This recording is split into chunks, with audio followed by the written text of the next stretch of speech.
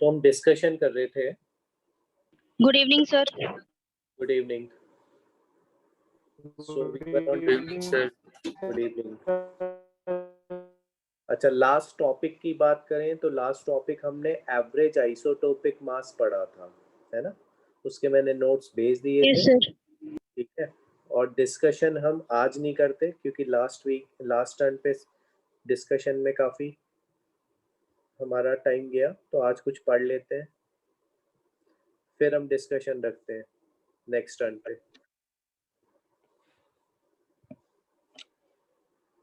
चलो, तो अब ध्यान से सुनना बच्चों। अगर हम आयन की बात करें, आयन फॉर्मेशन की,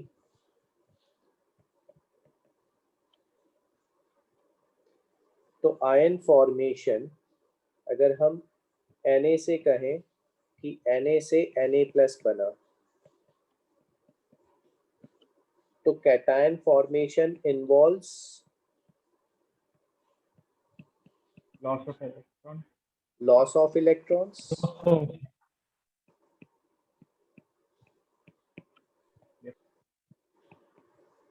while anion formation involves gain of electrons. But थोड़ा सा अगर हम सोचें ध्यान से,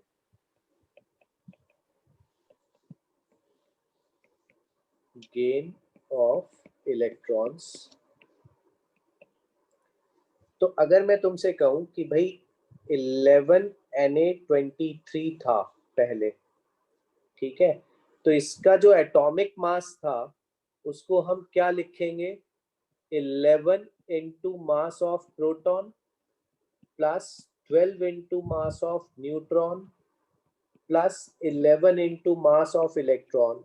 और याद करो मैंने कहा था कि इसको कर दो नेग्लेक्ट। यस याद सर। Yes sir. ठीक है, and Mp is equal to Mn। तो इसको अगर मैं इसको Mp लिख दूं अब, तो 12 Mp और 11 Mp, बताओ 23 Mp हो गया कि नहीं? Yes sir. Yes sir. एक एटम का मास आपका 23 Mp लिखा था हमने। तो अब बताओ, जब इलेक्ट्रॉन का मास हम ले ही नहीं रहे हैं, तो इलेक्ट्रॉन के जाने से या आने से इलेक्ट्रॉन मास पे, कैटायन एनायन के मास पे कभी कोई फर्क पड़ेगा? No sir. No sir. ठीक है, तो एटॉमिक मास ऑफ कैटायन और एनायन will be same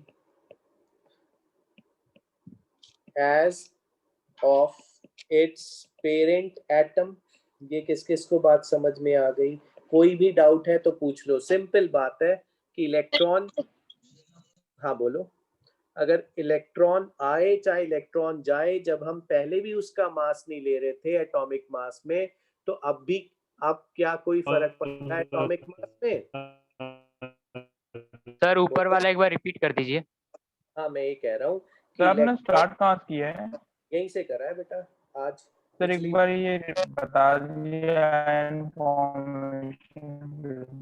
ठीक है, सुनो सुनो, मैं सिर्फ इतना बता रहा हूँ कि अगर कैटायन बनता है तो it involves loss of electron, anion बनता है तो it involves gain of electron. But जब मैं एटम का मास लिखता था तो याद करो, इलेक्ट्रॉन का मास तो मैं नेग्लेक्ट ही करता था। तो अब इलेक्ट्रॉन 10 हो जाए चाहे 12 हो जाए, क्या इसके मास पे फर्क पड़ेगा? No sir. क्या इसके मास पे फर्क पड़ा? 23 का 23 ही बना रहेगा कि नहीं? Yes sir. तो यस बस सर। है मैंने। तो अब अगर मैं किसी आयन के लिए बात करूं, तो आयन के लिए कांट वी राइट कि सबसे पहली बात कि 1 gram ion is equal to 1 मोल। पहली बात तो ये इंपॉर्टेंट है।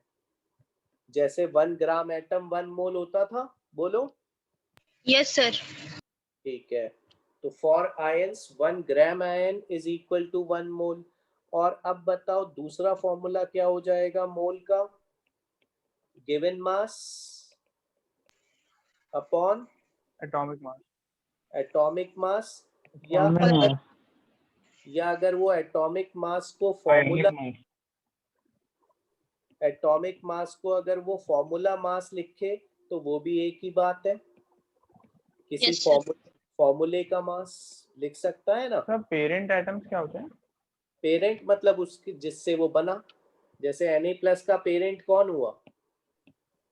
Na. Na Cl- का पेरेंट कौन हुआ? Cl। Cl. ठीक है, तो एटॉमिक मास ऑफ कैटायन और anion will be same as of its parent parent atom. समझ आ रहा है? Yes, sir. Yes sir. और तीसरा फॉर्मूला बेटा नॉर्मली क्या हो जाएगा, वहां क्या आता था एलिमेंट के लिए? Given atoms upon Avogadro constant. यहाँ क्या आएगा? गिवन एटम्स की जगह गिवन आयंस हो जाएंगे कि नहीं? Yes, sir. Yes sir. तो ये 3 फॉर्मूले हैं। अब इसमें आयंस का आज हम घुमा घुमा के सारे क्वेश्चन जितने बन सकते हैं वो कर लेंगे। Excuse me sir. बोलो। सर एक्चुअली मैं नेटवर्क थोड़ा वीक था सर, प्लीज एक बार जल्दी से रिव्यू कर सकते हैं सर प्लीज? हाँ, रिव्यू कर देता हूँ। देखो, मैंने अभी तक कुछ नहीं कहा, बस ये कहा कि चाहे कैटायन बने चाहे एनायन बने, ठीक है, उसका एटॉमिक मास अपने पेरेंट के बराबर ही होगा, 23-23। क्यों होगा बराबर? उसका रीजन मैंने याद दिलाया पिछली क्लासेस में कि जब हमने एक एटम का मास निकाला था तो इलेक्ट्रॉन का मास तो हमने नेग्लेक्ट कर दिया था, तो अब इलेक्ट्रॉन आए चाहे जाए ये मास तो हमें लेना ही नहीं है, तो will it make any difference? No sir. ठीक है, तो atomic mass no sir. atomic mass of cation और anion will be same as of its जिससे वो बना पेरेंट एटम। Parent atom. जैसे Na+ का इसके बराबर 23 तो इसका भी 23, ठीक है, इसका 35.5 तो इसका भी 35.5। Okay, thank you sir. उसके बाद ये फॉर्मूले हैं बिल्कुल पैरेलल। एलिमेंट के लिए यहाँ ग्राम एटम था तो 1 मोल था, यहाँ ग्राम आयन 1 मोल होगा। दूसरा फॉर्मूला मोल का given mass upon atomic mass या फॉर्मूला मास यूज करें तो भी एक ही बात है। किसी बुक में अगर तुम सोचो कि फॉर्मूला मास लिखा है तो वो भी एक ही बात है, ठीक है। तीसरा फॉर्मूला मोल का, वहां गिवन एटम था, यहाँ गिवन आयंस हो जाएगा, divided by constant which is Avogadro constant. Let's start first question. Calculate. बिल्कुल बेसिक क्वेश्चन से स्टार्ट करते हैं। Calculate the number of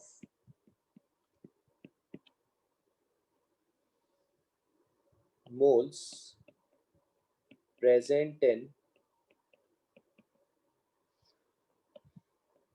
4.2 gram nitride ion.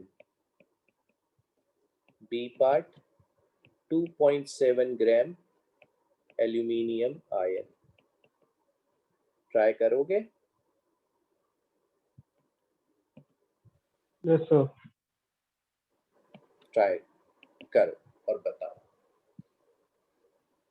तो मैं ये प्रोवाइड कर देता हूँ।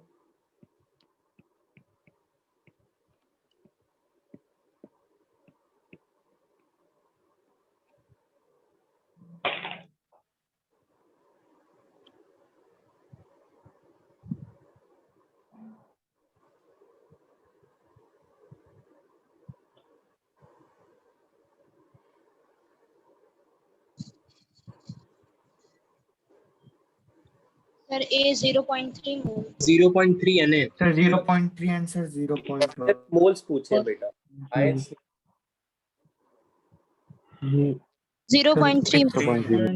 0.3 मोल 0.1 and sir 0.1 mole. Given mass upon इनका 0. एटॉमिक मास, सबका आ गया 0.3 moles. Yes sir. Yes, sir. 2.7 upon 27 सबका आ गया। किसी को भी डाउट है तो पूछ लेना, धीरे धीरे लेवल बढ़ता है ना, फिर प्रॉब्लम आती है। यस। क्या डाउट है बताओ। No no sir, all clear. समझ गए? चलो, बस सिंपल सा पहला फॉर्मूला लगा यहाँ तो, given mass upon atomic mass.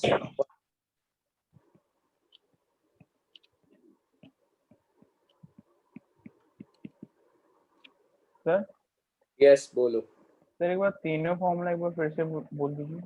हाँ बिल्कुल, जो तुम्हारे एलिमेंट के थे ना सेम है बेटा, ये फॉर्मूला नहीं है, ये तो मैंने जस्ट आपको याद कराया कि वहां जैसे ग्राम एटम मोल था, यहाँ ग्राम आयन मोल होगा। ठीक बात। दूसरा सर जहाँ पे एटम है बस वहीं आयन हो जाएगा बस। बस दूसरी बात, मोल का वहां formula given mass upon atomic mass था, यहाँ भी वही है, क्योंकि एटॉमिक मास चेंज ही नहीं होता कैटायन एनायन बनने से। तीसरा फॉर्मूला, मोल का वहां गिवन एटम्स, अब दूसरा दो ही तो फॉर्मूले थे, तीसरा नहीं। ये तो एक रिलेशन है, ये हमें पता होना चाहिए, ऐसे लिख सकते हैं। ठीक है, दूसरा फॉर्मूला वहां मोल का एलिमेंट के लिए given atoms upon Avogadro constant था, यहाँ given When ion ions Avogadro Given ions constant. upon Avogadro number. Avogadro number. इन्हीं दो फॉर्मूलों को घुमा घुमा के अभी लगाना है।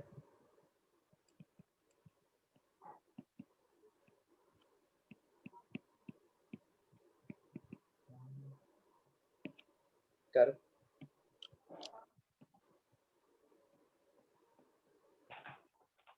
0.3 into Avogadro number. Yes, sir. Yes, 0. yes, sir.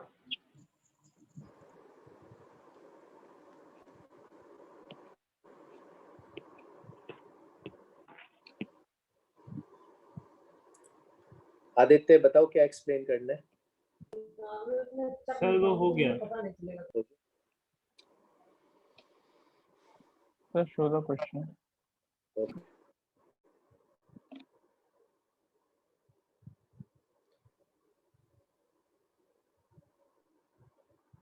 सबसे पहले आप ये बताओ, गिवन आयंस दिए हैं कि गिवन मास दिया है? The given mass. Given mass.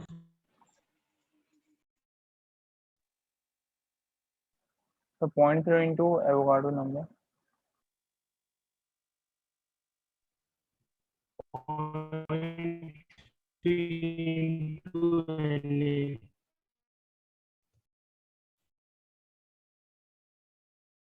Sir वो जो ऊपर 3 इलेक्ट्रॉन्स उनको ऐड नहीं करेंगे एटम नंबर ऑफ आयंस में?